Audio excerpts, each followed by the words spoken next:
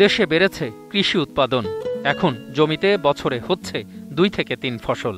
তবে ফুল ও ফসলের কীট দমনের নামে কীটনাশকের অবাধ ব্যবহার ভাবিয়ে তুলেছে বিশেষজ্ঞদের। এসব বিষের যোগান দিচ্ছে দেশি বিদেশি 111টি প্রতিষ্ঠান। এরপরও রয়েছে উৎপাদিত ফসলে ফরমালিনের ব্যবহার। সব মিলে কৃষি উৎপাদনের নামে চলছে মারাত্মক নৈরাজ্য। মূলত 3 প্রকার বিষ ব্যবহার করা থাকে। এটা হচ্ছে কার্বামেট, অর্গানোফসফরাস এবং ক্লোরিনটা। তো অর্গানোক্লোরিনটা এটা হচ্ছে বিষাক্ত, এটা সারা ওয়ার্ল্ডে কোথাও ব্যবহার করা হয় না, কিন্তু আমাদের দেশে ব্যবহার করা হয়। যেমন ধরেন ডিডিটি, যারা ব্যবহারকারী কৃষক উনি জানেন না যে কি পরিমাণ ব্যবহার করতে হবে এবং ব্যবহার করার পর কত সময় পরে এটা হারভেস্ট করতে হবে। কৃষি সম্প্রসারণ অধিদপ্তর বলছে কীটনাশকের ব্যবহার কমাতে তাদের কার্যক্রম থেমে নেই। মাজরা পোকা হচ্ছে দমনের জন্য হাজার হাজার মেট্রিক টন দানা জাতীয় কীটনাশক একসময় ব্যবহার করা হয়েছে।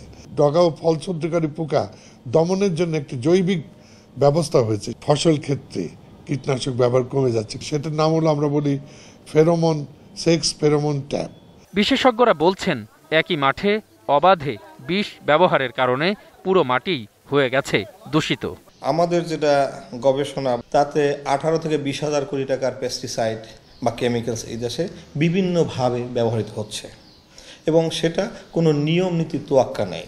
20 বছরের যুবকেরও স্ট্রোক করে, প্যারালাইসিস হয়, ফুসফুস ক্যান্সার, স্টোমাক ক্যান্সার অথবা লিভার ক্যান্সার ব্যাপকভাবে বেড়ে গেছে। এগুলি আপনার এই যথেচ্ছ পেস্টিসাইড ব্যবহারের কারণেই দেখা যাচ্ছে। উপকারের জন্য একটা পেস্টিসাইড ব্যবহার হয়েছে, একটার জায়গায় সে 3-4টা মিলিয়ে ককটেল করে ব্যবহার করে, তার উপকারের থেকে তার ক্রপসটা পুড়ে যায়। কীটনাশকের ব্যবহার কমাতে দ্রুত কার্যকর পদক্ষেপ নেওয়ার দাবি তাদের। অখিল পোদ্দার, 21 টেলিভিশন, ঢাকা।